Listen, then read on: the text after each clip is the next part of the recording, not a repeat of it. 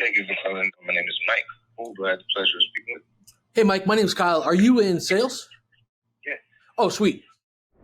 I saw a 2018 blue Camry on the website a few days ago. I don't see it anymore.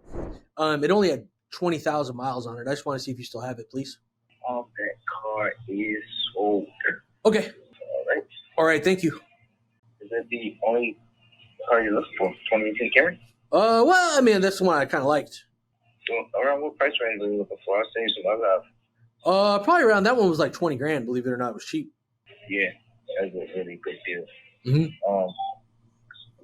Let me see what I got, and I can send you some other options. Okay. Around 20.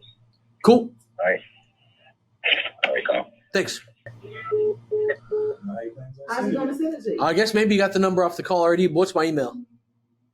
So that is not uncommon for any of this, all right? So the problem with that call, how we did that, was he started out with a no. We don't want to start out with a no, right?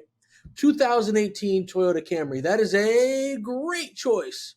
You definitely called the right place. If anyone's going to be able to help you with that, it's going to be us.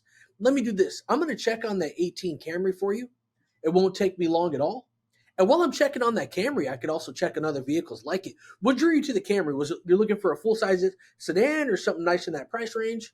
Almost every human on earth is going to say, I liked that Toyota, but I'd also take a this, and that. So we never want to hang up the phone without asking for an appointment, getting the phone number, getting the email, all that good stuff.